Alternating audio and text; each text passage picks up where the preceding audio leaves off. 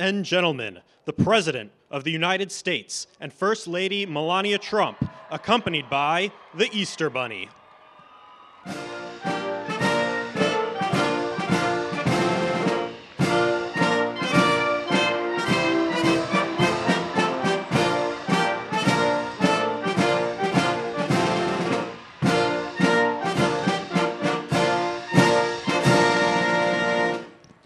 Master Gunnery Sergeant Kevin Benier, accompanied by the President's own United States Marine Band, will now honor America with the singing of our national anthem.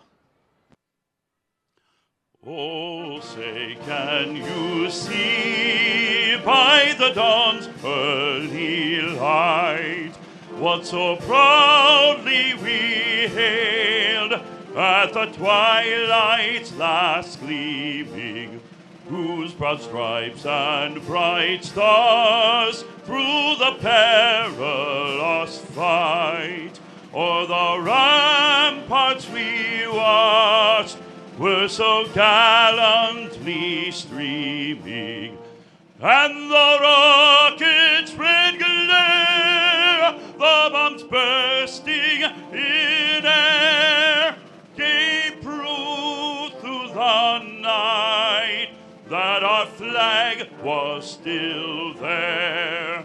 Oh, say does that star-spangled banner yet wave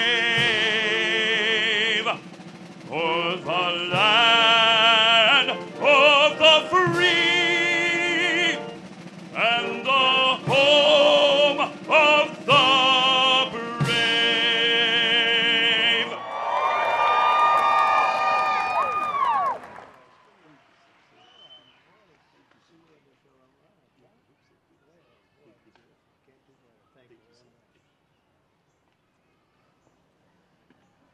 Well, thank you very much, everybody, and a very happy Easter to everyone.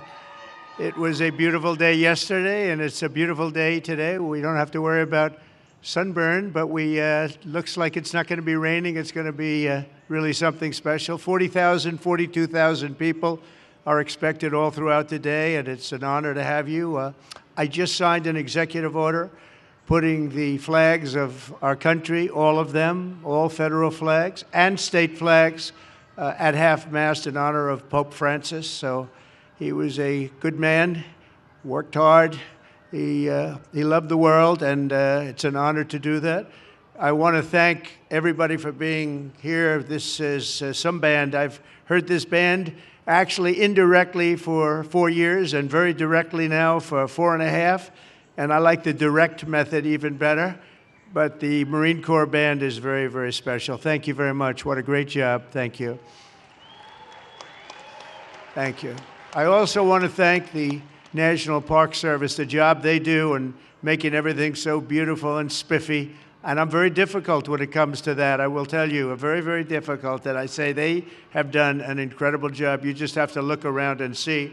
And I just want to give a special thank you to our great First Lady who organized this entire event. She worked very, very hard on it. She worked very hard. I said, "What are you doing?" She said, "I'm working on the egg roll." I said, "That sounds like a lot of fun." And we're going to have a lot of fun in just a couple of minutes. But again, our country is doing very well. We had the highest number of recruits, enlistments that we've had in, I think, 28 or 29 years, and I'm sure we're going to actually beat that number. It's all happened. Since November 5th, it's all happened. Enrollment in the military is at a record, and enrollment in the police force, fire forces, and all of the different law enforcement groups, we're setting records. And 6 months ago, we couldn't get anybody. And now we're setting records. That's sort of testament to what's happening in terms of the spirit of our country. We love our country, and it's been something very, very special. And speaking of special, Easter is special, and it's one of our favorite days. It's one of our favorite periods of time. We're honoring Jesus Christ, and we're going to honor Jesus Christ very powerfully throughout our lives, all throughout our lives, not just now, all throughout our lives. we're bringing religion back in America. We're bringing a lot of things back, but religion is coming back to America. That's why you see the kind of numbers that you're seeing, the spirit and the kind of numbers that you're seeing. So we're going to come down and join you right now, but I just want to wish everybody once again, happy Easter, and enjoy your lives. We're going to have a great 4 years. Thank you very much, everybody. Thank you.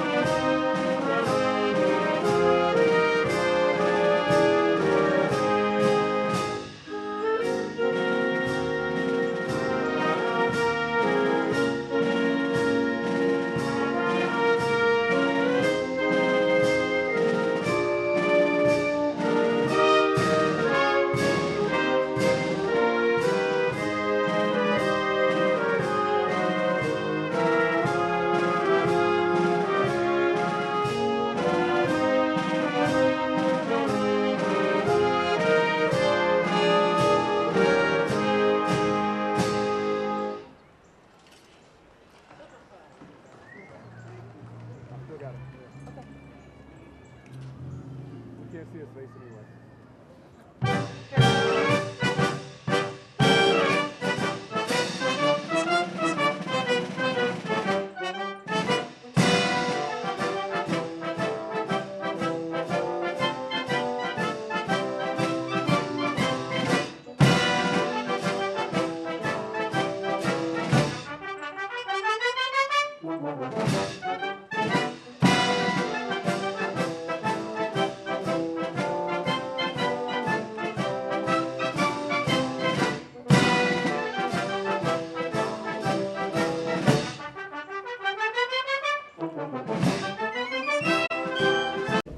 Albright, where is Annette? Annette Albright, Charlotte, Mecklenburg school teacher, very special one. Thank you very much. It's a great honor to have you. Get all sorts of awards for talent. That's good. Thank you very much for being with us. Appreciate it. Thank you. Okay, please. Sir, the first executive order we have prepared for your attention, there are currently laws on the books requiring certain disclosures of universities when they accept large foreign gifts.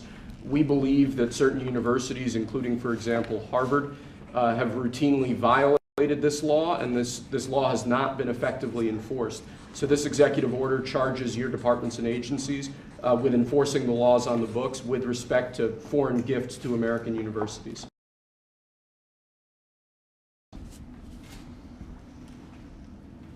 Thank you very much. We'll put it right here. Next for you, sir, university accreditation is currently a process controlled by a number of third-party organizations. That's by statute, by law. Many of those third-party accreditors have relied on sort of woke ideology to accredit universities instead of accrediting based on merit and performance. This executive order affects a number of changes to the university accreditation process, also applies to law schools and other sort of graduate programs. But the basic idea is to force accreditation to be focused on the merit and the actual results that these universities are providing, as opposed to how woke these universities have gotten. So we're setting up new accreditation pathways. We're charging the Department of Education to really look holistically at this accreditation mess and hopefully make it much better. Will we look into the past people that they've taken? For instance, I hear all about certain great schools, and then we read where they're going to teach people basic math that we can all do very easily, but they can't do. They're, going to the top school, and they come out with a program of teaching basic math to somebody that got into a Harvard or a Princeton or a Yale. Is that part of this? When universities are not performing appropriately, whether that's in admissions or whether that's in their actual instructional activities, that's certainly something that accreditors should be considering, that right now we believe they're not doing a good enough job of, and I think Secretary McMahon could probably speak to that better than I could. So they're allowing people into school, they can't do math, and yet kids who one in their class in a high school someplace in New Jersey or in Mississippi, they can't get into the best schools. What is that all about? Yeah, and I think that gets to your policy, sir, of meritocracy, that we should be looking at those who have real merit to get in, and we have to look harder at those universities that aren't enforcing that. Okay, thank you. And this pretty much does it, right? Yes, sir. Thank you.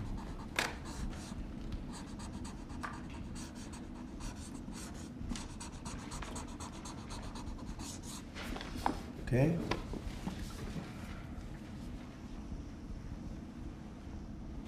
Thank you. Sir, during your first administration, you made promoting historically black colleges and universities, HBCUs, a major priority. This executive order takes existing law on HBCUs and brings it into effect. We're going to be setting up a White House initiative on HBCUs. The basic idea here is making sure that every aspect of your administration is working to ensure that HBCUs are able to do their job as effectively and as efficiently as possible. Okay.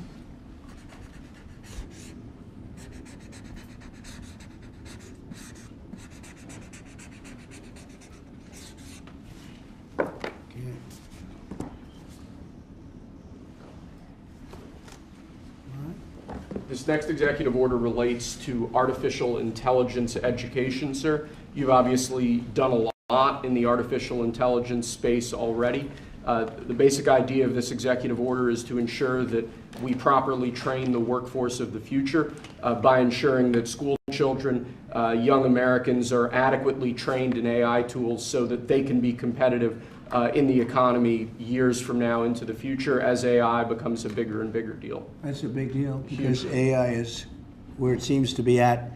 We have literally trillions of dollars being invested in AI. And somebody today, a very smart person, said that AI is the way to the future. I don't know if that's right or not, but certainly very smart people are investing in it heavily.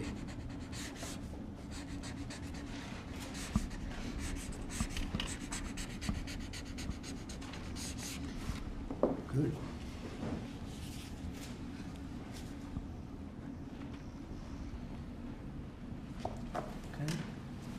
Next year, we have an executive order on workforce development. This executive order is going to charge numerous departments and agencies within the government to reshape the way that we do workforce development. One example from the executive order, for instance, we're looking to get the total number of apprenticeships, new apprenticeships, up to 1 million in the country to ensure that in critical jobs areas, in areas where we currently don't have enough trained workers, that we're recreating that pipeline to ensure that, particularly as we onshore industrial jobs and new industries, that those industries have the workforce they need to be competitive globally. Right. Very important. And this is the EO that we're all here working together. And in a way, this is like a training center, right, for what we're trying to do, which is jobs and great salaries. These are great salaries, too. Right, it's exactly. So all those factories that you're bringing in because of your trade policy, we're going to train people in trade craft, bring back trade craft to America so that people can work in these factories with great paying jobs, and we're going to train them, and we're going to remake the American dream for all these people. We're working together. That's right. Right, Lori? Absolutely. This plays right into America at Work Tour, which I have kicked off. We will work with our state partners and work with our businesses to see exactly who they need in that workforce, and we will skill and upskill these apprentices so they can get right to work and get in the field and build back this economy for exactly living the American dream. Good, Lori. Yeah. Thank you, sir. Thank you, Mr. President. Next, sir, we have an executive order on school discipline policies. Under, I believe it was the Biden administration, first Obama and then Biden, the Department of Justice issued guidance that made it almost impossible for schools to enforce adequate disciplinary policies. This created issues in the classroom for teachers and students alike. Basically, they focused on CRT and sort of diversity ideology instead of actually just enforcing the rules in classrooms to ensure a safe learning environment. This executive order revokes that prior guidance and puts us back in a place where hopefully the Department of Education can focus on education and teachers can focus on teaching in a safe environment. And this was important for you, Linda, as I understand it. Yeah, absolutely, because it gives teachers the authority now to have discipline in their classroom and discipline the person who is being disruptive. Great. We took that away.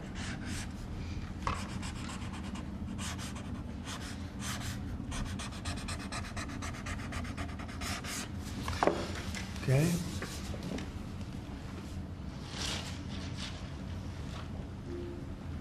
Nice. Cool. Here, Linda, you should hold that.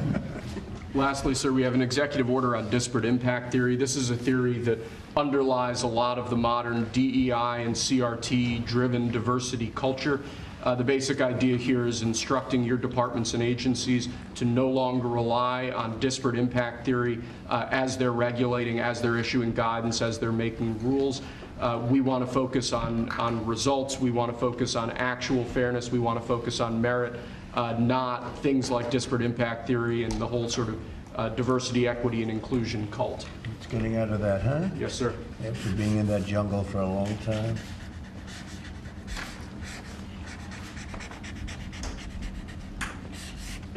Okay. Thank you. Very good job. Thank you, sir. Very much. Appreciate it. Very much. Would you like to introduce again Annette, and perhaps Annette wants to say something having to do with that? To Annette ask is her. right here. Yes, Annette. Yes, please come over.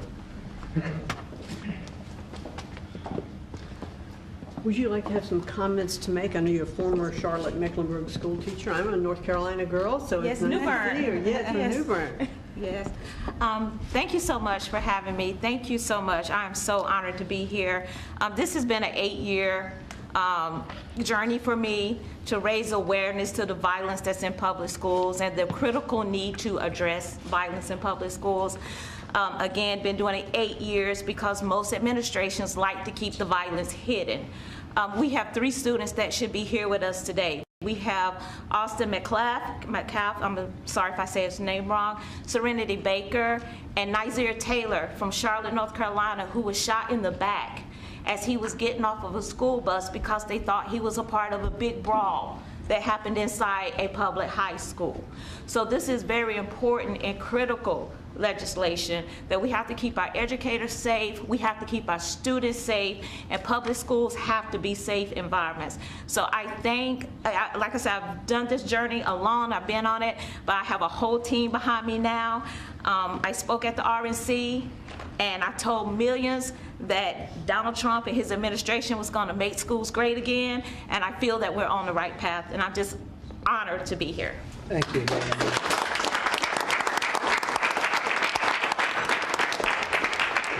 This to our great vets that are with us, and is it okay if I give her one? What do you think? Thank you. very Thank you much. so much. I Thank you appreciate it. very Thank you. much. Thank you. What an honor. Great job. Could I ask Sarah to speak, Gerardo? Yes, sir. Thank you. Tell us a little bit about these great gentlemen. These heroes, Mr. President, are extraordinary. This is my husband, Michael, and so many of our dear, dear friends who are here today. Right. Many of them have met you, sir, in your first administration in the hospital, many times at Walter Reed. Right. And they've had long recoveries. Tomorrow, for my husband, marks 15 years since he was wounded in Afghanistan. Wow. And on that day, about 6 years ago, he had his 120th surgery post-Afghanistan. Oh, wow. And you came to see him at Walter Reed and so many others. And we saw great reform in the VA. Access, same-day access to prosthetics, mental health care, and we know that that is back. We're going to, these gentlemen were saying, Alex here earlier was saying, in the last few years when he's gone to get a wheelchair, the VA has asked him, this gentleman, they've asked him to prove that he still has his injuries, as though maybe his limbs would grow back. And they unfortunately did not. Yes, and we've seen that many times. And so we're excited for you bringing back the VA accountability, Mission Act, community care, that were the hallmark of your first term.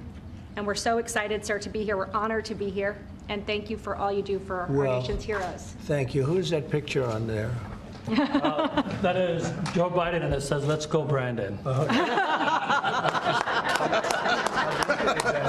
I'm saying, what was that picture? That's great. I told him he wasn't allowed to ask you to sign it. That's very good. Well, thank you all very much. Would you like to say anything, fellas?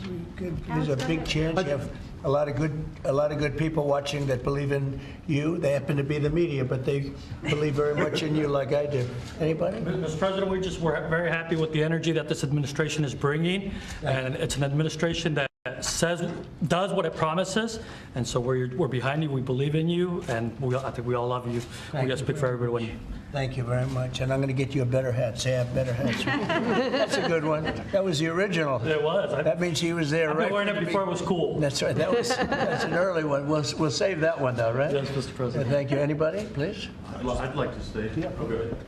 Oh, I was just going to say thank you for loving America, sir. Thank you very much. Thank you so much. Very nice. Thank you very much. True. Thank you. Sir, the man just spoke, saved Michael Broder's life.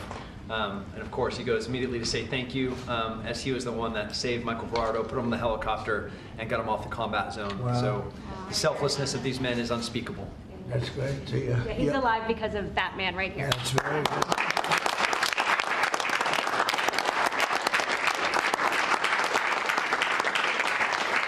And these are amazing people, great heroes. So that's really great. Anybody else? Yes. I'd like to say it was an honor to serve.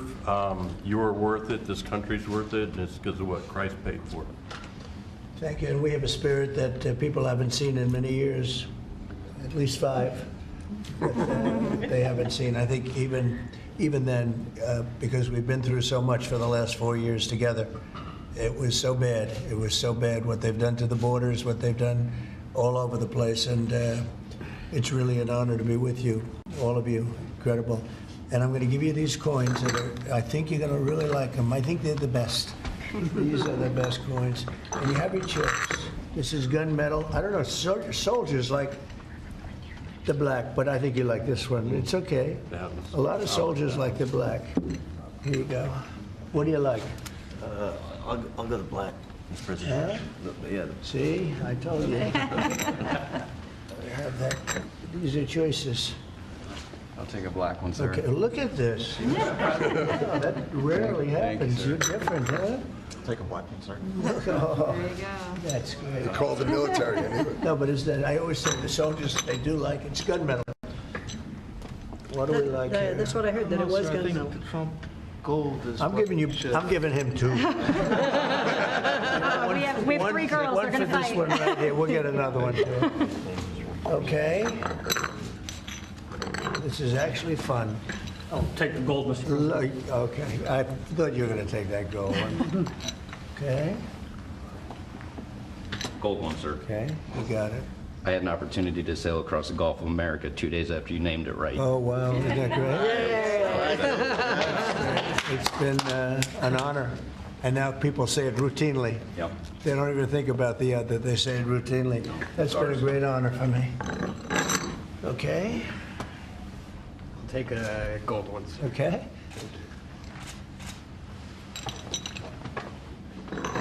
Almost even. I think gold has an edge. I would love a gold one, sir. Thank you so much. Thank you. The gold. It picked up at the end, right? So you all okay? That's good. So I want to thank you very much, and especially that's a great story. Yeah. Sir. So what do you think of a guy like that? Pretty good. We actually Him and him, we all served together. Wow. And Jared over there. So you And guys, oh, I forgot. so you guys got hit, huh? Pretty good. You got hit. Pretty good. Amazing, We're amazing. in a pretty tough area in Kandahar, in the Arghandab River Valley, Right, right it's outside tough. Kandahar. Their unit had a more than 50% Purple Heart rate, sir, Wow. in 2010. You deserve it. You deserve that and more. We appreciate it so much. Brave, really brave, brilliant people. Thank you very much. Do you have any questions of the guys here? I want to say President. thank you to the veterans who are here. Thank you so much for defending us. And then I wanted to ask you, Mr. President, because you said you want to bring the tariffs on China down soon. How soon do you want to bring the tariffs on Chinese goods Well, that down? depends on them. We have a situation where we have a very, very great place. It's called the United States of America, and it's been ripped off for years and years. These people know it. We talked about it before you came in. We've been ripped off by every country in the world, practically, and friend and foe. And we're not doing that anymore. So what's happened is Howard, how many countries have we spoken to already? 90. And they all want to make deals, and we're going to make deals, but they're going to be fair deals. They're not going to be rip-off deals. And, you know, we were losing almost $5 billion a year. No country can do that. And now we have it down almost to even, maybe even better than even, because of the tariffs on cars and aluminum and steel. We have tariffs 25% on cars, aluminum and steel. And there's a rush to build new steel plants, a rush to build new aluminum plants, and a biggest rush I've ever seen, that we've ever seen, to build car plants. We have like 11 of them or something, big ones, where you guys maybe work. Maybe you won't want to work, you'll do something else instead of that. But if you like cars, you'd like to work at one of these plants, the biggest plants in the world. 3 of them have left Mexico before construction started, 1 of them during construction. And they're coming to this country. They're coming back. Don't forget, and we get along great with Mexico, but Mexico took 32% of our car building business. So it's amazing what's happened. Remember this number, anywhere from $3 to $5 billion a day. That's not $1 million, that's $1 billion a day. Nobody can even imagine it. And that's what we were losing. And, you know, hence we have $36 trillion in debt and everything else. And in the end, I think what's going to happen is we're going to have great deals. And by the way, if we don't have a deal with a company or a country, we're going to set the tariff. We just set the tariff. It's something that we think that will happen, I'd say, over the next couple of weeks. Wouldn't you say? I think so. Over the next 2-3 weeks, we'll be setting the number. And we're going to pick, could be for China too, could be for China. We're dealing with almost all of them. Too many to fully deal with, but we're going to be fair to them.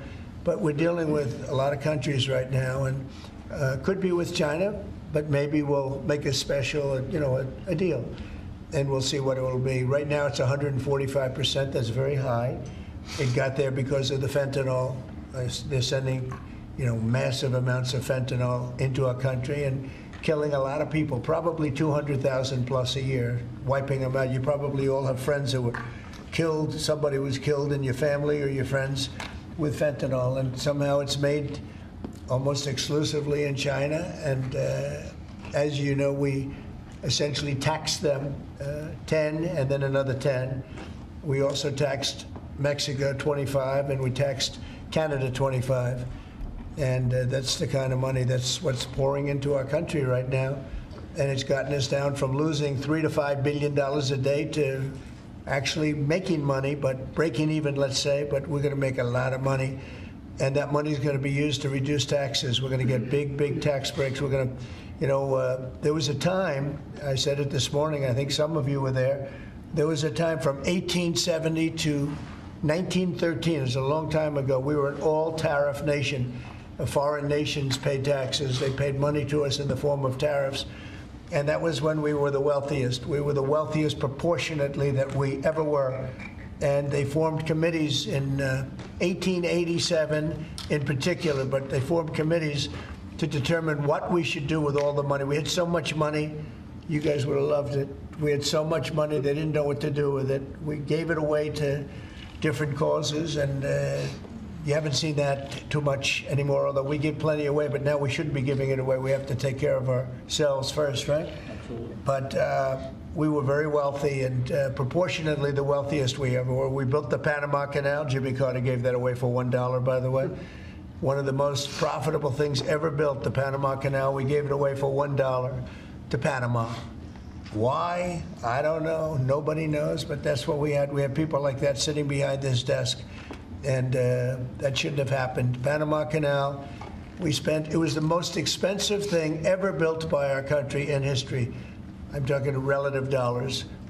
We've never built anything so expensive. I think it was the equivalent of $1.7 billion. And we've never built anything like that. We built a lot of things, but never so expensive. Then we started building other things. We had a lot of money to do it, all based on foreign countries coming in and paying us tariffs. And we're doing that again, and I think we're going to make so much that we're going to be able to reduce taxes in this country by a lot. And we're also going to treat those countries very fairly. But if we don't make a deal, which is possible, we're going to just set the price. Because you remember, they have to come in, they want to come in here, and they want to do business with the United States. So we want to set a fair price, and we'll do that. We're going to be very fair, but we'll set a fair price, and then they can make a determination as to whether or not they want to do business with the United States. And I think most of them will, and I think we're going to treat them very fairly. Were you worried about what the 145% tariffs were doing to small businesses here in the U.S.? Is that why you're bringing it down? No, I haven't brought it down. I haven't brought it, still 145. I haven't brought it down. I said it's a high tariff. It is a high tariff, but I haven't brought it down.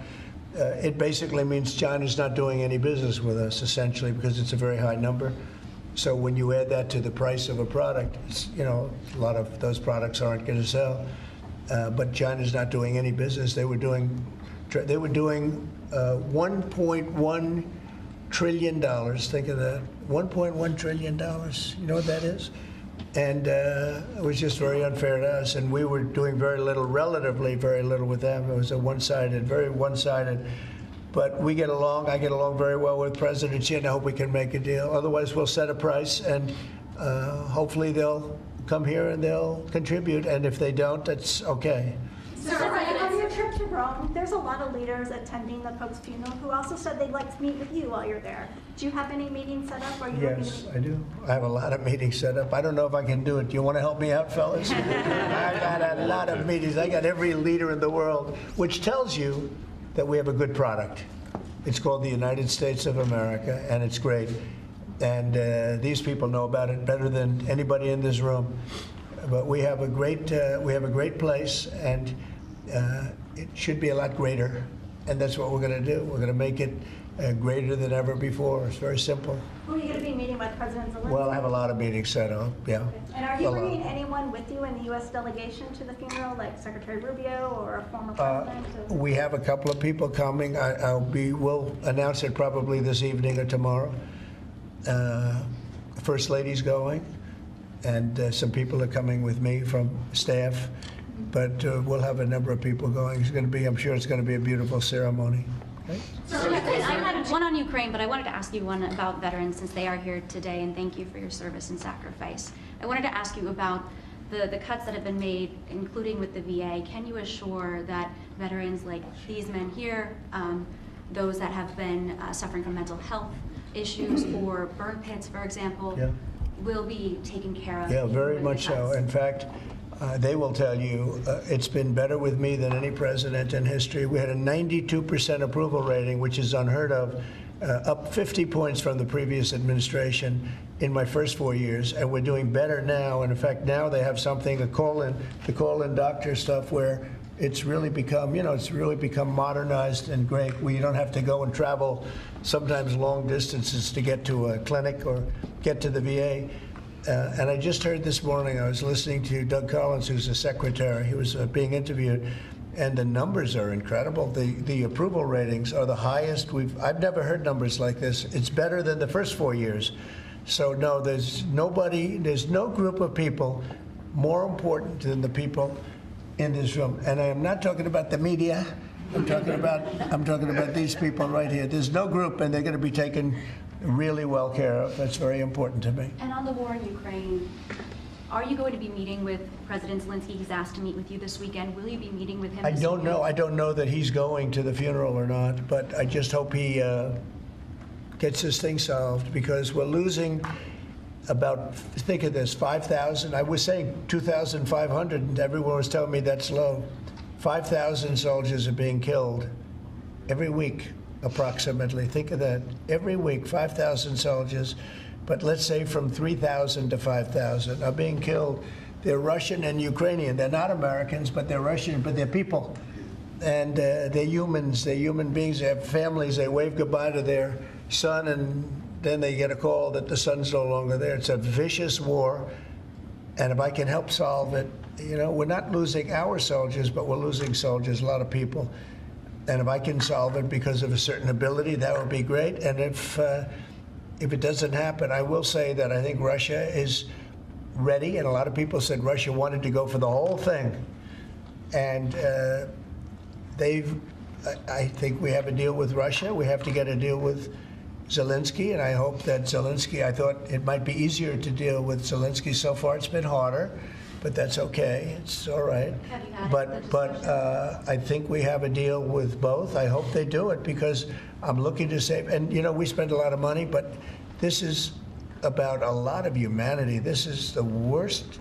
I get the pictures, the satellite pictures.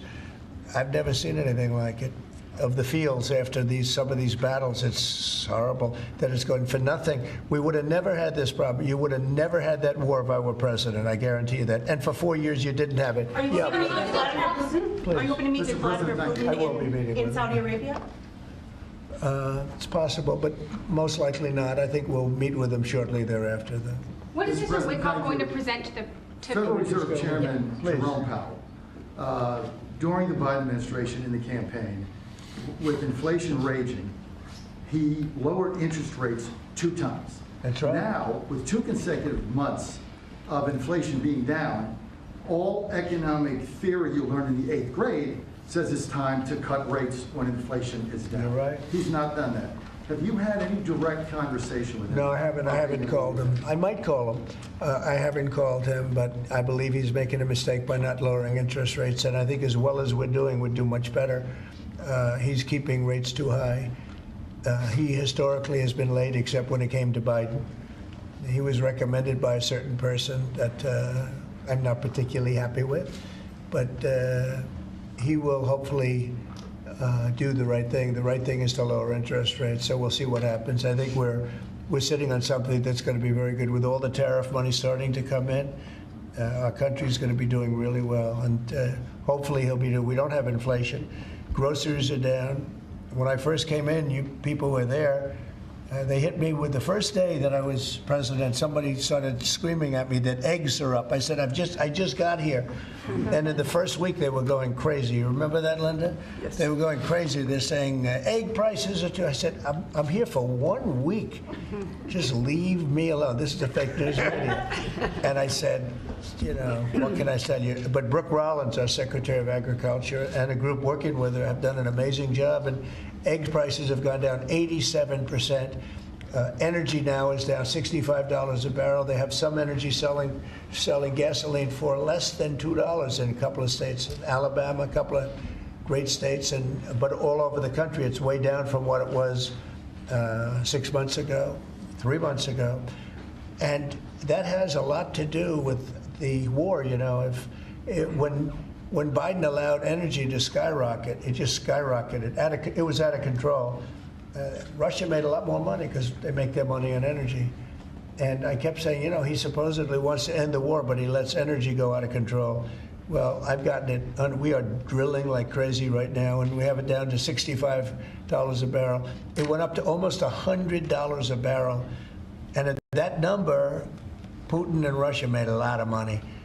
So I think one of the reasons, look, I think he has a certain respect for me, but one of the big reasons is oil prices are down. I think this is a good time to get the war settled. Thank you. Thank you for that question. For those of us that live here in the district, you said when you came in, you were going to make Washington, D.C.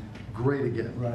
One of the issues we've got right now is we understand there might be an imminent deal between the owner of the Washington football team, whatever you want to call them now, Commanders, and locally in getting the Redskins back to DC and RFK Stadium. That's on federal property. Right. Are you going to be involved in that negotiation? Yeah. And would one of the stipulations be they change their name back to the Redskins? Oh, I see. Well, that's a little bit, nobody's asked me that one. Look, I think when the Indian population is a great part of this country, a great heritage, and we were talking about Massapequa, Long Island, the Chiefs, they call themselves the Chiefs, or the Kansas City Chiefs. They're not changing their name. A great team, great people, great owners, great coach and quarterback. I love the quarterback, like his girlfriend too, and his wife. His wife is great. She's been a big fan. His quarterback's mother is incredible. I like that team. They're called the Chiefs, and frankly, I see nothing wrong with it. They call them the Warriors, and not that team, but a lot of other teams, and all of these Indian surnames and different names. And I'm saying that I think that's a positive thing. And when you go back to Indians, they polled this. They don't know why these names are being taken off. They're trying to. I think it's degrading to the Indian population, and it's a great population, and they like when they're called by various names. Now, Washington. The Redskins, perhaps that's a little bit different, but I can tell you that I spoke to people of Indian heritage that love that name and they love that team, and I think it's I think it's a superior name to what they have right now, and it had heritage behind it. It had something special. But a lot of the names having to do with, different places, not just Indians, but I think it's, they changed the name of the Cleveland Indians. Why would you take the name Indians off the Cleveland Indians? And now it's called the Cleveland something else, right? Guardians. It just doesn't make sense to me. So we're about bringing common sense back to this country. And it may be popular or unpopular what I'm saying and I've just said to you. See, he's a nice guy. He got a lot out of me on this one, but I think most people agree with me. I think it really is demeaning to Indians. But to change the name of the Cleveland Indians, as an example, to the Cleveland Guardians, is not the same, and I'm sure it has an impact on the team. Please. Sir, thank you, sir. Elon Musk said he'll be stepping back from his work with Doge a little bit and only dedicating maybe a day or two a week to it. How long would you like to see that continue, and how involved would you like to see him continue to be after? Well, first of all, I can't speak more highly about any individual. He's an incredible guy. He's a brilliant guy. He's a wonderful person. I've seen him with his family. I've seen him with a lot of his children. He's got a lot of children. He treats them good. He loves his children. But he's a brilliant guy, and he was a tremendous help, both in the campaign and in what he's done with Doge. And we're talking about almost $200 billion and rising fast, because many of the things that we were looking at are now being found out to be fact.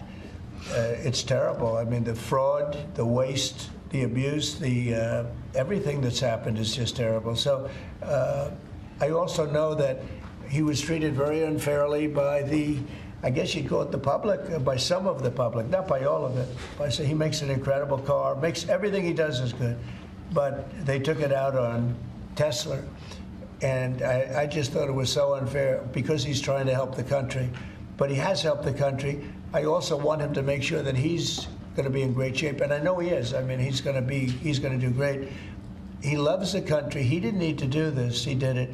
And I told him, I said, whenever you're ready, I'd like to keep him for a long time, but whenever you're ready, he's an exceptional guy. When you see those rockets go up and come back and land in the same gantry, nobody else can do that but this man. So he's just an incredible person, and he's a friend of mine, and he's a nice person, too. He's a very nice person. He really helped the country, saved us a lot of money. And I heard him say that he'll start easing, he was always at this time going to ease out. And when he goes back to Tesla, that'll be taken care of. It's artificial. These were sick people that thought they were doing something. He's a great patriot, and it shouldn't be the way, that should never have happened to him. And I will tell you right now, he makes a great product. He makes a great product. It's a great car. It's great everything. Starlink is great. what he does is good. He's doing medical things that are amazing, and we have to at some point let him go and do that. And we expect him to be doing it about this time. But I'll talk to Elon about it. Thank you for the question. Mr. President, a second question. Yeah. Canada has an election coming up. Do you have a prediction for that, and what do you think the results of With that respect to Canada? with the negotiations? Oh, I don't want to predict other nations' elections. It's tough enough doing this one. Look, I love the Canadian people. I like Canada, but it's costing us $200 billion a year to support Canada. $200 billion. And I say, why are we doing that? You know what? We can make our own cars.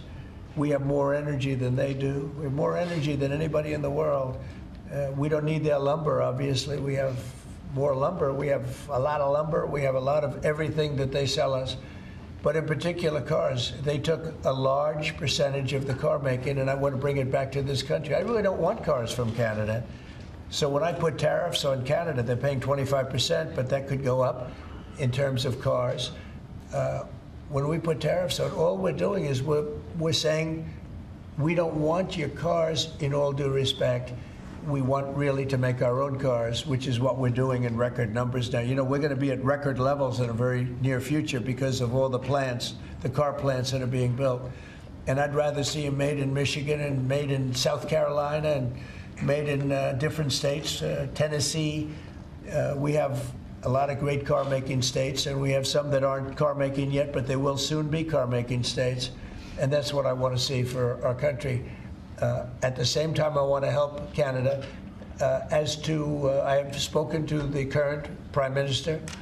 He was very, very nice, I will say. Very nice. We had a couple of very nice conversations, very good. But I don't think it's appropriate for me to get involved in their election. Mr. President, if I may, this deal that you have with Russia, does it include recognizing Russia's sovereignty over Crimea? Well, everything is good. Look, I just want to see the war end. I don't care. If they're both happy, they both sign an agreement. I have no favorites. I don't want to have any favorites. I want to have a deal done. I want to save the lives. Now, with that being said, we're spending hundreds of billions of dollars through Biden. Biden should have never let that war happen. We're spending hundreds of billions, maybe $350 billion we've given to Ukraine. And we could use that money right here. So I'd like to see that. But most importantly right now is when I see the pictures, the satellite pictures of the battlefield, if I can stop that because of an ability I have to do things, I want to see if I can do that.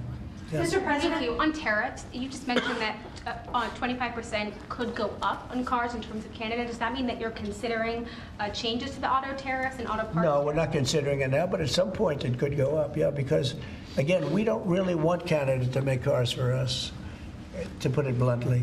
We want to make our own cars, and we're now equipped to do that. They took a lot of our car business. Mexico, too, took a lot of our car business. We want to make the cars here. I'm running this country. I'm not running Canada. And that's why I asked Trudeau, who I call Governor Trudeau affectionately, but I asked him, why are we spending $200 billion to support Canada, to subsidize Canada? And he was unable to answer the question. I mean, why are we doing that? And I have to be honest, as a state, it works great. As a nation, considering the fact that most of the nation, 95% of Canada, what they do is they buy from us, and they sell to us. They sell to us. If we didn't buy their oil, and we don't need their oil. We have more oil than anyone, but we don't need their oil. We don't need their lumber. We don't need their cars. We don't need anything. So I said, why are we doing this? Why are we spending $200 billion? It doesn't make sense. If we needed something, that would be a different subject. So I'm working well with Canada. We're doing very well. We're working on a deal. We'll see what happens. But again, why, representing this country, why are we spending $200 billion to support and subsidize another country? Because if they didn't have us, and if we didn't spend that money, as Trudeau told me, they would cease to exist. He said that to me. They would cease to exist, which is true. certainly as a country. And then on tourism, there's been a steep drop-off in international travel to the United States. It was down 12% last month, down even more from Western Europe. Why do you think that there are fewer people suddenly who want to travel to the United States? Well, there could be a little, there's a little nationalism there, I guess, perhaps. It's not a big deal, but, with the dollar being where it is, because, China would always fight for having a low dollar. Japan would always fight for having a low dollar, meaning a low yen, or in the case of China, the yuan. They'd always want to have, I'd speak to President Xi a lot. I'd say it's unfair that your yuan is so low. I'd call up a great man, Prime Minister Abe, great man, Shinzo, who was unfortunately assassinated.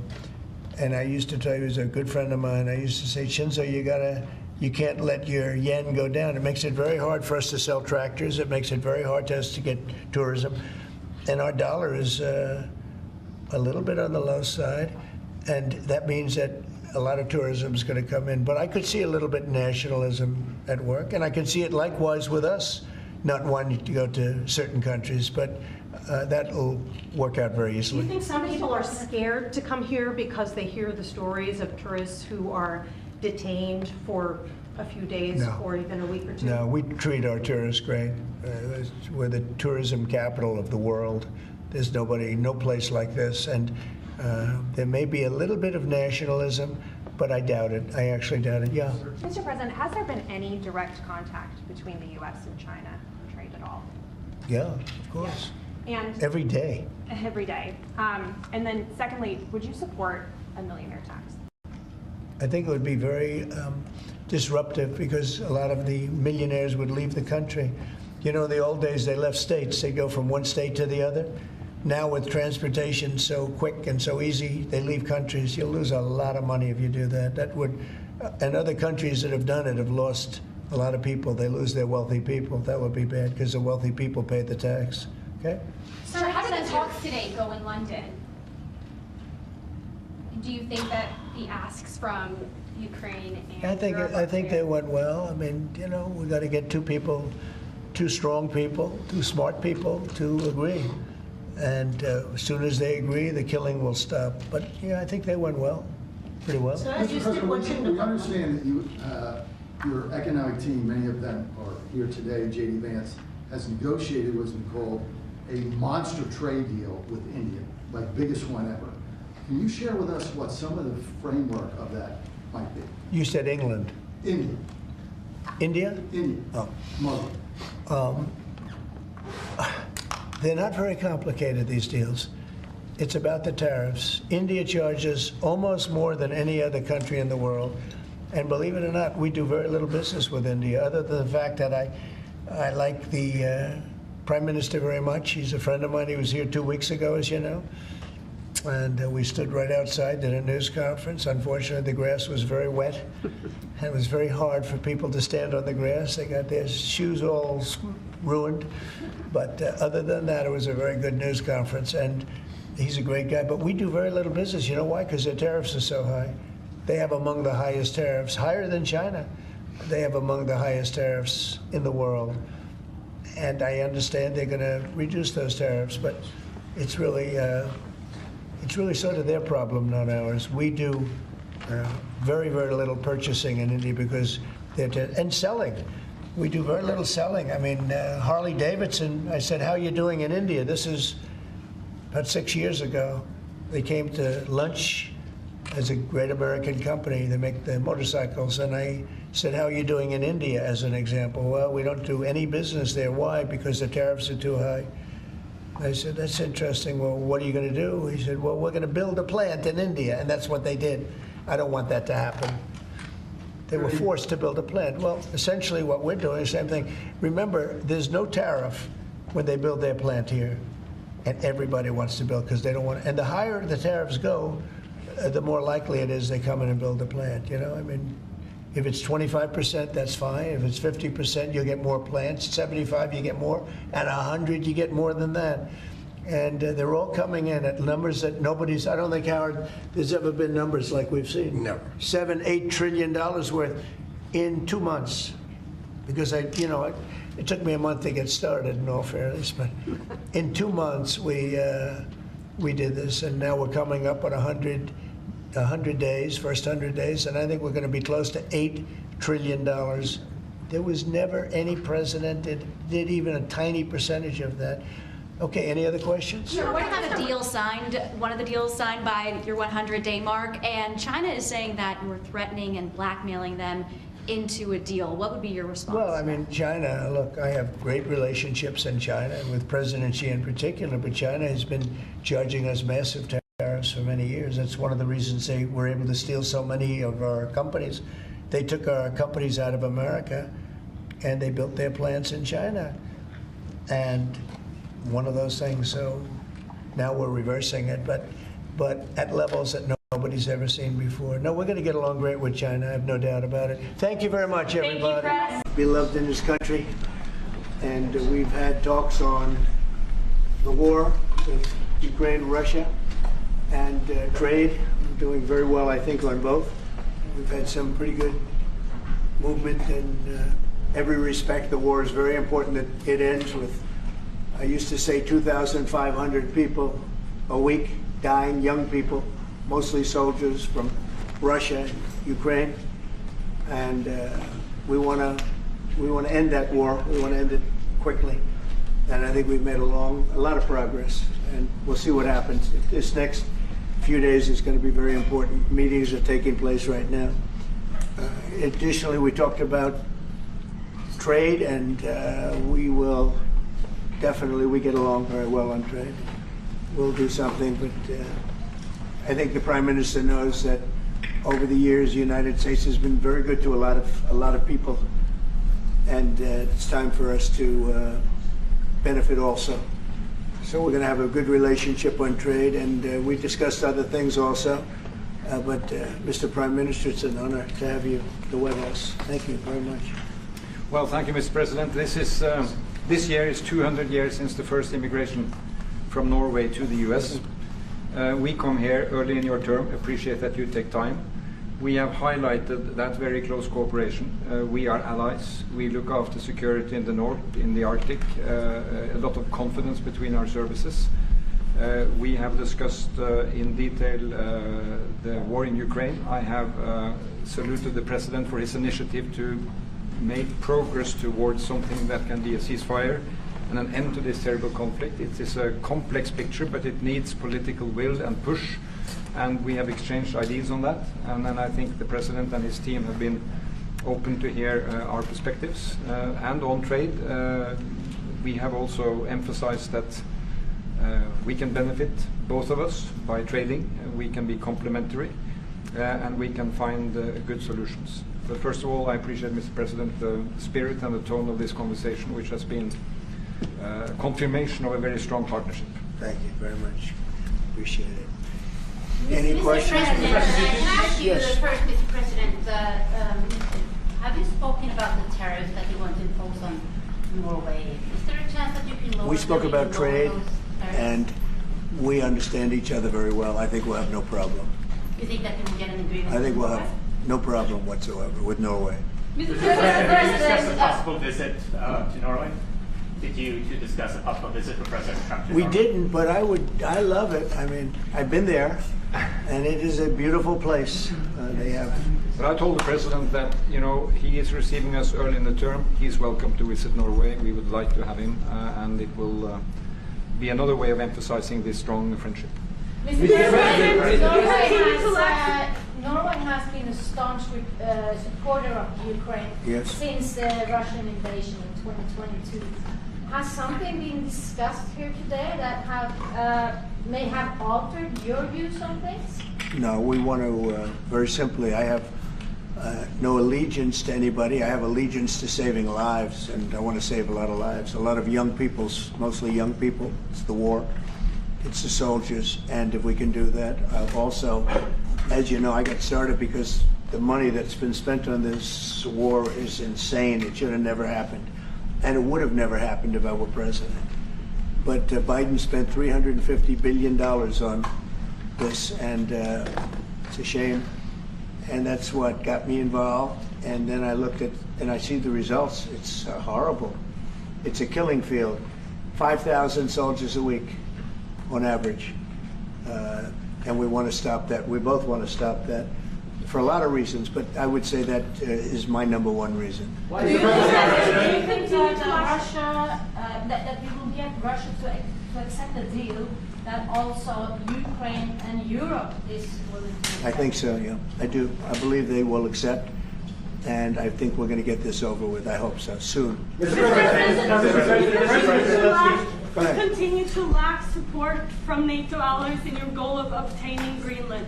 How will you proceed if you don't get that support? Well, Greenland's going to be interesting, but that's for another day. I think we need that for international peace. What are you expecting of your And if you allies? don't have that, I think it's a big threat to our world. So I think Greenland's very important for international peace. Yeah, please go ahead. Mr. President, this morning in a Truth Social post, you used the words, Vladimir, stop. That seemed like a slightly different message, a personal message. What is your level of frustration with President Putin at this point? I wasn't happy with it, and we're in the midst of talking peace, and missiles were fired, and I was not happy with it. That's what I meant, and that's, you know, what it is. I assume that's what you mean. Sorry, Yeah, if I the assume. bombs keep falling, will you consider additional sanctions toward Russia, or what will you do if President Putin... I'd rather answer that question in a week. I want to see if we can have a deal. No reason to answer it now, but I won't be happy. Let me put it that way. Things will happen. Mr. President, why are you not putting more pressure on Russia? I know a lot of Europeans. Putting a lot of pressure. You don't know what pressure I'm putting on Russia. They're dealing.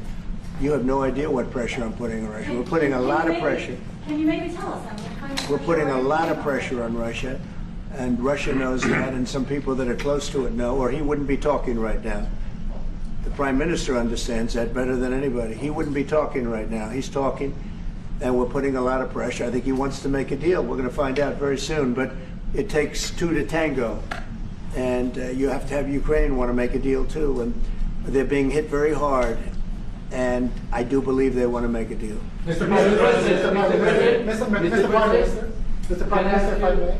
You said that the Ukraine have to give some territory to win peace, among them Crimea.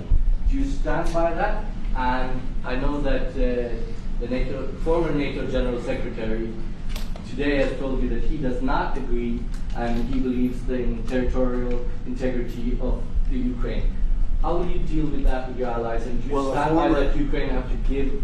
Former Secretary General happens to be right here, you know, so they can't put words in his mouth. He's been a great general, frankly. It was because that's what you are. Really, you're a general.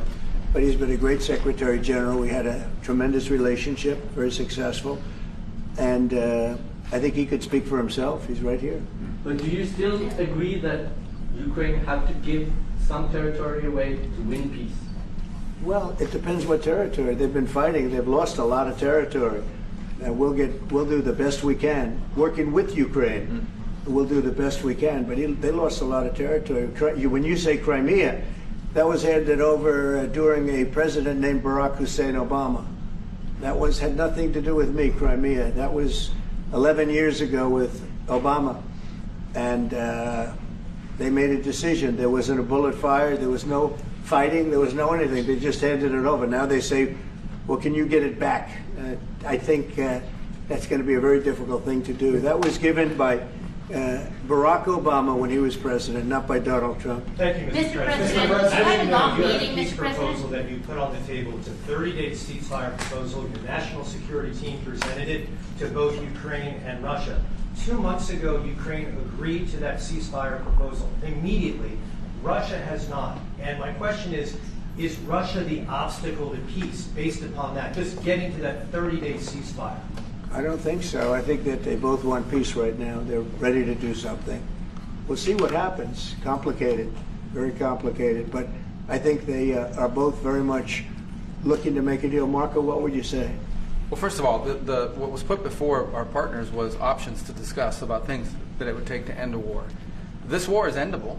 Both sides just have to agree to it. We've shown them a pathway forward. We've discussed those ideas. It was a good meeting yesterday. There'll be good meetings over the weekend. We've shown them the finish line. We need both of them to say yes.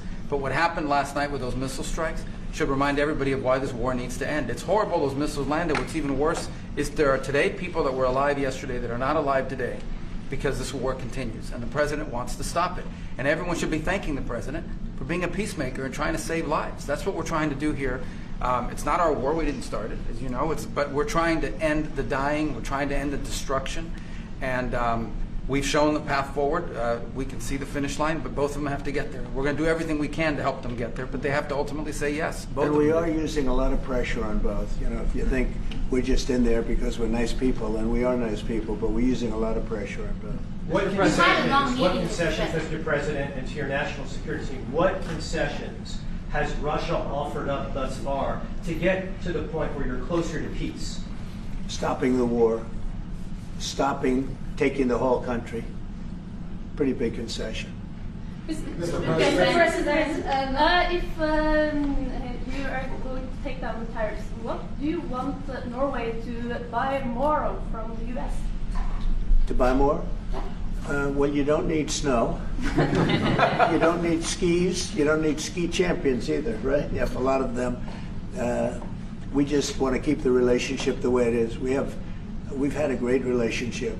I think now maybe closer than ever, but we've had a great relationship with Norway. I think just keep it the way it is, kid. You can't do better. Really? Not even by, say, well, if they want to give us some additional concessions, that's okay. You can't do much better. Yes, Mr. yes. President, you've had a long meeting with Norway today. You said that Norway is doing a lot of things right, but on the Ukraine, if I can ask both you and the Prime Minister, did you find common ground today on Ukraine and the peace plan? Totally. It's totally common ground. The Prime Minister can speak about it, but I can just say he wants to see people stop dying more than anything else, and he'd like to see it end. He's going to help us end it. Mr. President, can I say that to move towards an end of this war, U.S. engagement is critical, and President Trump made that possible. That is clear, that is obvious, it's really happening. Now the important thing is that both parties have to know that they have to deliver, and they have to feel the pressure to deliver. Ukraine is under attack. They are defending themselves. Lives are being lost. And we believe very firmly that there needs to be a ceasefire, the initiative taken by the US some time ago. It needs to be respected. And then to move on to something which both parties can own. That is the complicated part in such a dramatic war. And here I believe Europeans and Americans working together, as we do much closer now. I salute the team of President Trump of being, open in that process. We had a good discussion on this today, and then we have to move on, and we cannot lose time because this is too much drama happening. One thing is people losing their lives, but it is a bad thing for Europe, and it's a bad thing for the world to having such a broad conflict going on. It can have ramifications far beyond Ukraine. Mr. President, my follow-up question on China. Mr. President, I forgot my question. I wanted to ask about. It's all right. That happens. It happens sometimes, yeah. No, Mr. President, I wanted to ask about the. Well, actually, Zelensky has said that he wants more Patriot missiles. So far, has been no response from the United States. If you and the United States decides to pull out of negotiating for peace, trying to broker peace, does that also mean a no on Patriot missiles, a no on sharing intelligence with Ukraine? Let's see what happens. I think we're going to make a deal. And if we make a deal, that'll be wonderful. We won't have to worry about your question. You can ask that question in 2 weeks, and we'll see. But I think we're getting very close. The Prime Minister feels the same way, and we'll hopefully not have to answer that question. Mr. President, Norway is the third country to be officially invited to the White House after Liberation Day. Why did you invite Norway so soon to the White House? Because I like them. And I like your Prime Minister, and I like the way your government runs, and I respect the King. He's highly respected in Norway. It's a great thing, not an easy thing to do. Would you He's done a great job. Yeah. Would you like an invitation to visit the King? Absolutely. You get me that invitation. I just told the President he's welcome to visit Norway. President Trump, first like farm you said before that you like the Norwegian Petroleum Fund, and I'm wondering if that has been up for discussion today, the way that we have structured our money and whether. Well, this fund was created in the late 1990s to save for future generations the income from oil and gas. Norwegians should continue to work as hard, dedicated, innovate and move forward despite having these incomes, which we happen to be in the period of our history where we can harvest, and we have transferred that into investments, half of them, by the way, here in the United States. Mm-hmm. So I think this is a model which we have been able to explore. If we can share experiences, and we do with our colleagues in the US, you never copy this one-to-one, but there can be techniques and way of working that we have used in organizing our fund. Jens Stoltenberg was the finance minister when the first dollar entered that fund, so he is a safe hand to have as a finance minister today. What do you say? No, and as you said, Mr. Prime Minister, we are ready to sit down with the US to also work with them on if they want to establish a sovereign wealth fund, because we have a good experience with our fund. And I think that one example of how we work together with the United States is that half of the fund, close to $1 trillion are invested in the United States, mainly in equity, but also some in fixed income, including government bonds. So this is an expression of trust in the United States, expressed by the strong investment of the Sovereign Wealth Fund.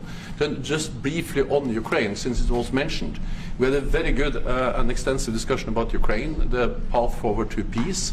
And as the Prime Minister said, we commend the US for pushing forward to try to find a negotiated solution. At the same time, we need to continue to support Ukraine, and therefore I'm proud that Norway has actually tripled the military support to Ukraine, and this year we will allocate close to $8 billion to Ukraine. That will strengthen them and also their hand on the negotiating table. If I may add to that, if there's a peace, and there will be a peace, we have a common responsibility in securing democratic Ukraine for the future, and the best security guarantee they can have is the ability to defend themselves, and we are investing in that. Mr. Prime Minister, if I may. As it relates to tariffs, Mr. President, when you unveiled your reciprocal tariffs on April the 2nd, the tariff rate for Norway was 15%. Based upon your conversations that you've had today with the Prime Minister, do you see that tariff rate coming down from what you proposed just a few weeks ago? Well, they have a great fund of $2 trillion. It's a big fund, and they don't have any debt. So I think they'd probably be willing to pay us more than that, I hope. Mr. President, Yes. in 2018, your former Secretary of State Mike Pompeo called for an end to Russian occupation of Crimea. Why has this administration changed its stance on territorial concessions for Crimea? Well, the war started. It would have never started if I were president. This is a war that is horrible. All wars are horrible. This one is in particular bad. And I don't know that you can ever say there's going to be a winner to this, because so many lives have been lost. Not only soldiers, a lot of lives have been lost. I think that we want to do one very simple thing. It would have never happened if I were president. Zero chance it was going to, and it didn't. People say, how do you know that? Number one, it didn't happen. We never even discussed it. I would talk to Putin about it. It was the apple of his eye. Ukraine was the apple of Putin's eye, but there was never even a thought that he'd go in. And I think he understood that I would not be happy if he did. And it was only when I got out, and when you mention what happened to Ukraine years ago under President Obama and a vice president that was also president later, unfortunately for this country, what happened is large chunks of land were given up, and it was called Crimea, and that was a big thing. That was a big moment. But this isn't my war. This is Biden's war. This is a war that Biden was president when this war happened. But I'm trying to put out the fire, and I think we'll be successful. And if we do, we're going to save a lot of lives. Otherwise, and the Prime Minister had a statement. He said, This is just a point in time. We're very lucky because this is a point, and if this doesn't happen, this could go on for a long time. Mr. President, will you have meetings with other world leaders when you're in Rome, sir? Future Democrat president? I don't think he will. I think he wants to make peace. I think he wants to end it, and I feel pretty confident of that. But we're gonna know pretty soon. Mr. President, will you have meetings with other world leaders when you're in Rome? Yes, I will. Which leaders do you want to meet, sir? Well, I'd like to meet them all. That would be nice. I'd like to take care of all of them, but we have many of them there, and they all want to meet. They want to meet about trade. And we are making some great inroads and great deals. You might want to speak about that, Mr. Secretary. We had a very successful bilateral meeting with the Republic of South Korea today. We may be moving faster than I thought, and we will be talking technical terms as early as next week as we reach an agreement on understanding as soon as next week. So South Koreans came early. They came with their A game, and we will see if they follow through on that. President Trump, you're rounding up your first Monday. Do you think you deserve the Nobel Peace Prize if you manage to create Do I deserve the Nobel Peace? If you manage to create peace? Well, maybe for the Abraham Accords. I don't want to get ahead of myself in this one, but they say for the Abraham Accords, and by the way, speaking of that, we're going to be filling it up. A lot of countries want to come into the Abraham Accords. You know, we have 4. And Biden did nothing on that one, too. It's the same 4. But they're great countries, and they were brave doing it, and it's worked out very well. And we're going to be filling up the Abraham Accords. They're going to be, I think, filling it up very rapidly. Mr. President, could you say something about that? There's great, enormous opportunity to grow the Abraham Accords. But I would just point to one thing. Of all the leaders in the world today, no leader is working harder to prevent wars or end them than President Trump is right now. That's why we're talking to Iran. That's why we're engaged with Ukraine and Russia.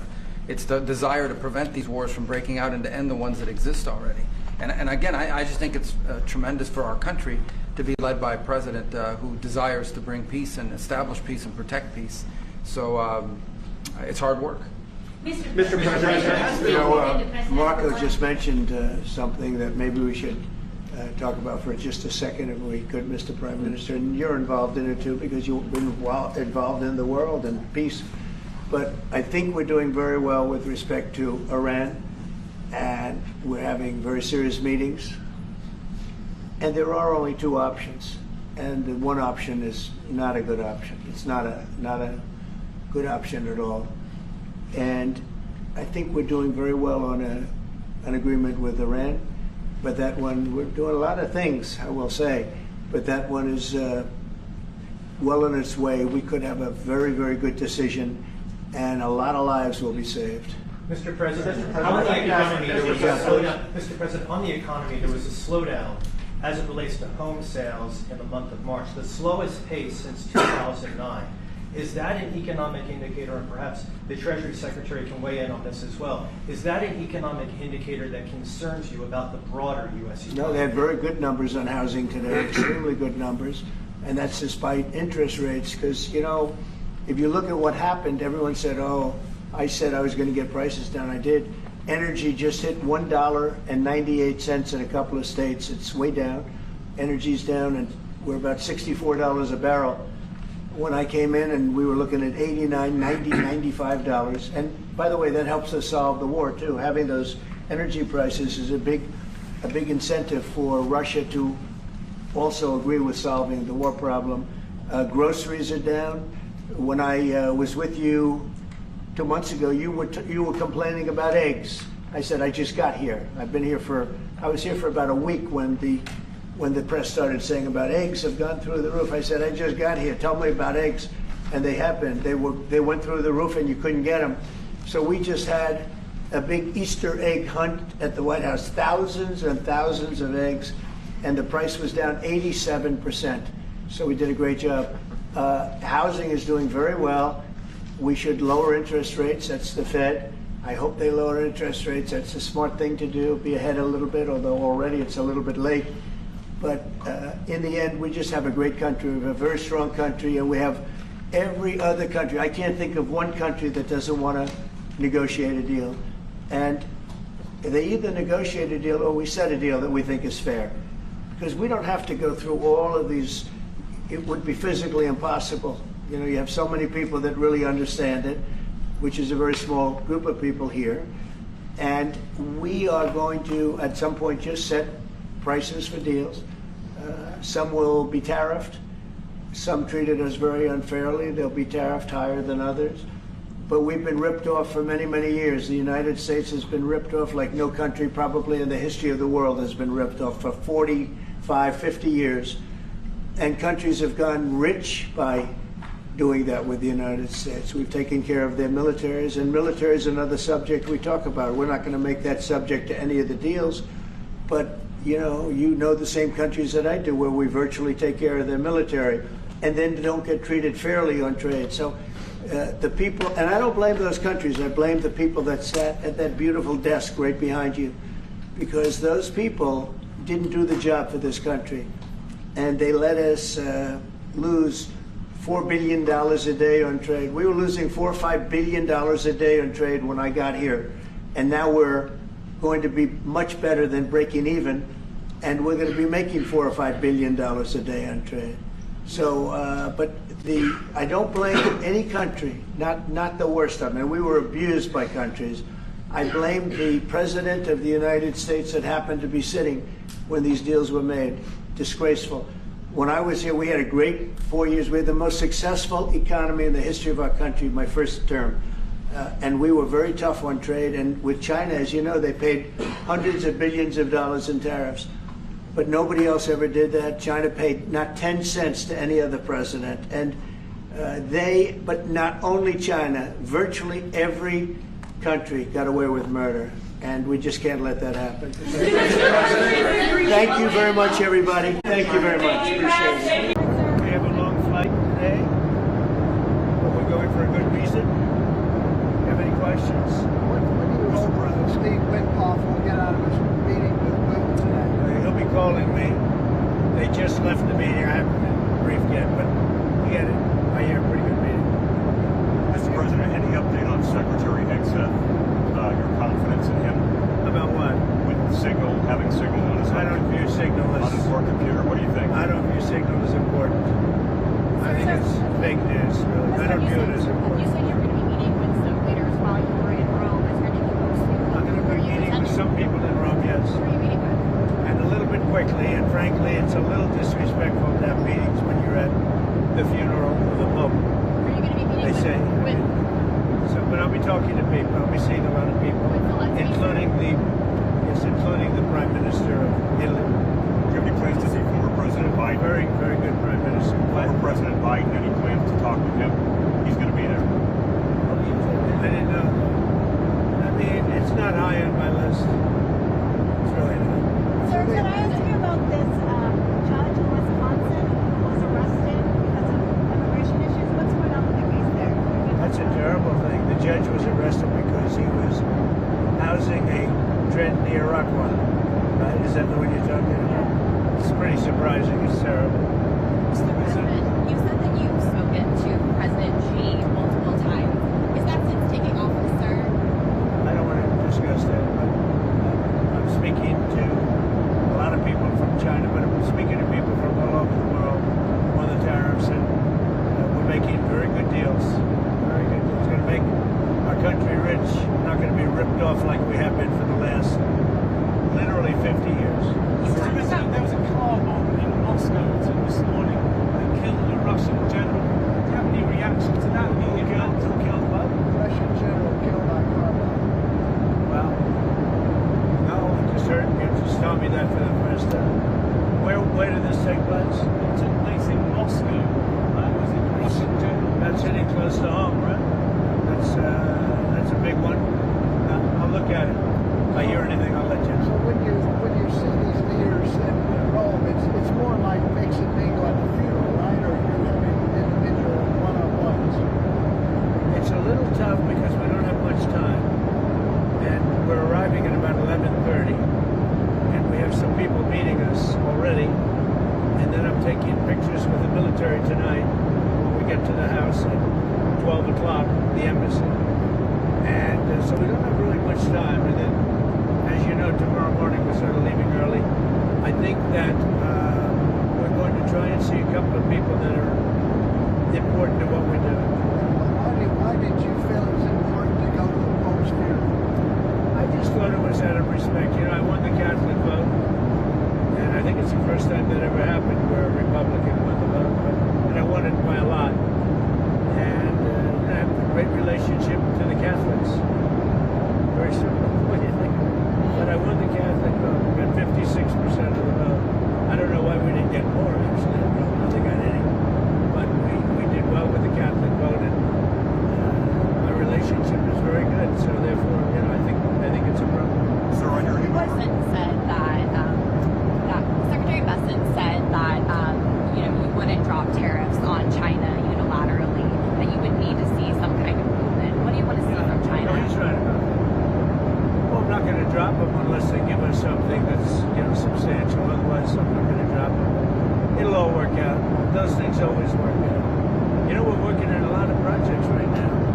The wall is solved. The border is the most secure it's ever been. We're having a very hard time with judges because they don't want people to be moved out of the country. Shockingly, nobody's ever had this before. No other precedent. There's never been a time when this has ever become an issue where they talk about due process when you have millions of people that you're moving out that are really bad people, very dangerous people, and you have a judge that wants every single one of them to have a trial. So they want us to have millions of trials, therefore.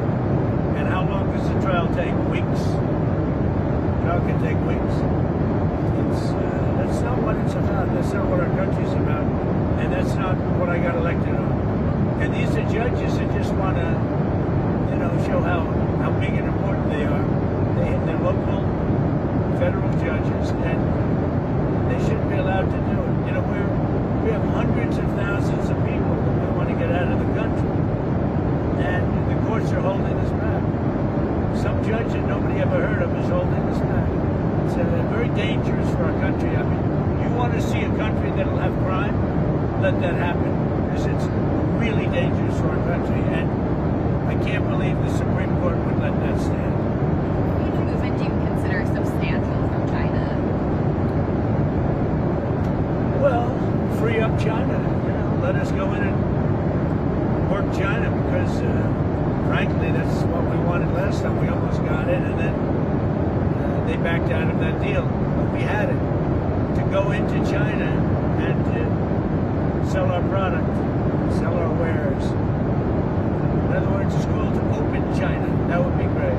That would be a big win. But I'm not even sure I'm going to ask for it because they don't want it open. Mr. President, they don't want it open. On the immigration front, The big thing are the tariffs. But because of tariffs, I could possibly get that. What do you think? Opening up China would be a big win, right? The problem is no matter how big the win is, the press will not give me credit for it. If I got the greatest win in history, they'll pay us trillions and trillions of dollars. They'll give us anything we want. The press will say, Trump, he just had a terrible defeat. He suffered a terrible defeat. But the people know. No, I think we're going to have a lot of big wins. I don't know if it's going to be covered that way by the fake news, but the wins are going to be very substantial. You know, we're losing. We were losing. With Biden, 5 billion a day. Think of that, 5 billion a day. I've got that number way down, and soon it's going to be very, very positive. We'll be making 5 billion a day. But we have a little ways to go yet. Mr. President, can I ask you about the Texas Senate primary? The Texas Senate primary with John Cornyn and Ken Paxton. Are you going to get involved? Have you talked to the candidates? Well, they're both friends of mine. I like them both. In a way, I wish they weren't running against each other. But I like Paxton. I like Cornyn. They're both good people. So I'll make a decision somewhere along the line. But you have two very good men. I have a question on your immigration agenda. Yesterday, a judge in San Francisco put a nationwide injunction on you guys taking money away from sanctuary cities.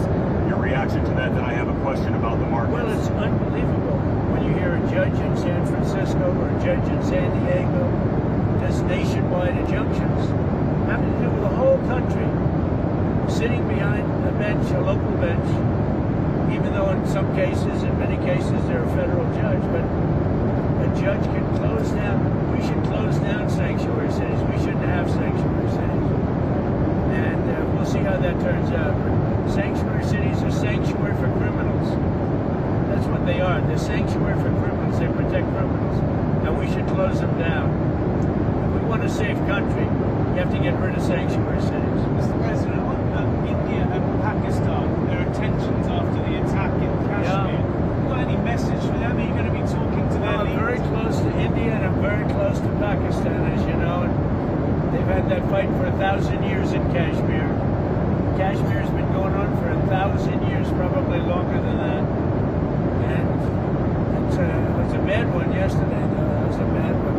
Over 30 people. Are you concerned that there's now tensions on the border between them? Are you concerned? How are you concerned about that? Well, there have been tensions on that border for 1,500 years. So, you know, the same as it's been. But they'll get it figured out one way or the other. I'm sure that I know both leaders. There's great tension between Pakistan and India, but there always has been. So you've done the 190-day pause on some of the tariffs. Is it possible you'll have to do another 90-day or another extension? Probably unlikely. I think I know pretty much. And again, you know, we'll have deals made, but we'll also make deals. In other words, we'll just set the tariff and we'll be reasonable, very reasonable. And that'll be the end of the deal. We set the price. They want to come in. Now they set the price for their country, but everybody wants to come into ours. They don't want to come into theirs. Most people don't want to come into theirs. Do you think the markets are adjusting to your tariff policy? I think so. When you look at what's happening, I think so. I said there'd be a transition. People haven't understood it. Now they're starting to understand it. You know, look, think of it this way. We've lost billions of dollars a day for years on trade. Millions. Not going to happen. We're going to make millions of dollars a day. That's not sustainable. Mr. President, can you commit that nobody on your financial team was giving any type of tips to Wall Street executives about deals with India? There was some reporting yesterday that people had heads up on Wall Street, possibly to make money. Can you commit that that did not happen? I can commit to myself. That's all I can commit. You know, I have thousands of people that work for me, but I can't imagine anybody doing that. If they did, I have very honorable people that I can say, so I can't even imagine it. But I haven't even heard that, actually. Sir, there have been some concerns about access to food, medicine coming into Gaza. When you spoke to Prime Minister Netanyahu the other day, did that come up at all about access to humanitarian aid going into Israel? No, Gaza came up, and I said, we've got to be good to Gaza. Those people are suffering. We've got to be good to Gaza. We're going to take care of them. There's a very big need for medicine, food and medicine, and we're taking care of it. In terms of like opening up more access points? We're pushing people very hard. Pushing the Israelis? We are. To open up more access Very points? hard to get food and medicine into Gaza. How did the Prime Minister respond to that? Well, felt well about it. Okay? We've got these Iran technical talks tomorrow in Oman. What do you think any kind The Iran situation's coming out very well. We've had a lot of talks with them, and I think we're going to have a deal. I'd much rather have a deal than the other alternative. That'd be good for humanity. Will it start with an interim deal of some sort? I think it's going to be pretty much, we're not looking to do lots of long-term. It's a very simple deal. One thing, they just can't have a nuclear weapon. I'm saving a lot of money just on that. Having a nuclear weapon is really expensive, but it's also very dangerous, and they can't have a nuclear weapon. And just that, I'm saving them billions and billions of dollars, because that's what it would cost. Now, with that being said, the Iran deal is coming along very well. We're dealing at the highest levels of Iran, and I think they want to make a deal, and we want to make a deal. There are some people that want to make a different kind of a deal, a much nastier deal, and I don't want that to happen to Iran if we can avoid it. Thank you very much, everybody. Thank you, Mr. President. What's on tap for Melania's birthday? Oh, she's going to have a great birthday. She's got a working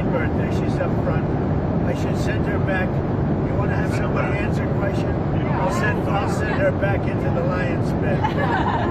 Susie, let's send Melania back to the lion's den. Are you taking her to dinner, Mr. President? By the way, they would love that. Would you? Are you going to dinner? Can we see your office up there sometime this weekend? Yeah, you can come up. We'll let them come up later. Are you taking Melania to dinner? Maybe going back. Are you taking Mrs. Trump to dinner? Have you had time to get her a present? You've been very busy. We'll take her for dinner on the Boeing. We'll take her for dinner on Air Force One. There you go. Haven't had much time to buy presents now. We've been pretty busy. But it's working out. Things are working out very well. And people are starting to understand how good tariffs are for us. And, tariffs have been used against us for 50 years. Now, I never understood it as a private person why we allowed that to happen. It goes back a long time, but I never understood it. Why did we allow that to happen? Where we couldn't go into China, but they could come here. We couldn't go into Europe, but they could come here. So many, every place. We couldn't go into India. They could come here. I never understood why they allowed that. And I don't blame the countries. I blame the presidents for allowing it to happen. But you have a different kind of a president now. So thank you very much. Thank you.